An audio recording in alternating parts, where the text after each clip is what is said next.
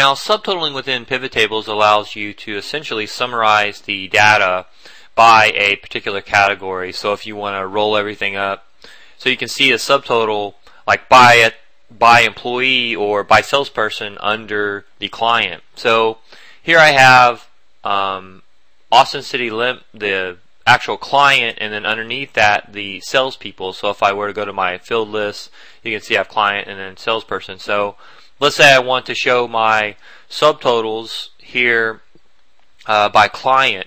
So if I right click on my client and I go to subtotal client, now you can see the subtotals are placed here above on each client. Now you can change the formatting and the styling. We're going to get into that.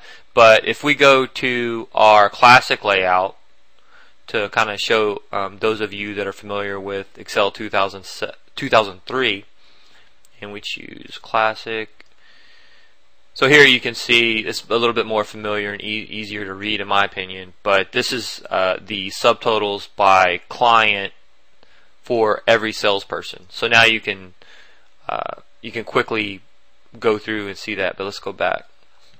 So this is our current 2007 layout, and now you can also change your subtotaling within your field list here. So I'm going to go to my client and I'm going to choose field settings here, and then notice how once again I can choose my totaling here if I want to go back to none, or I want to customize and maybe do an average versus a sum. Now I can get the average by client versus a sum for my subtotaling. So I'm going to just remove this, and now here you can see here now it's the average by client under each salesperson, or above each salesperson, that is. And once again, if I go back to my classic view, I personally like this layout a little bit better, but that's just my opinion. So, and you can see our average by client for each salesperson. And then also notice how if we want to put this, I'm going to go back here and we have it as sum by client.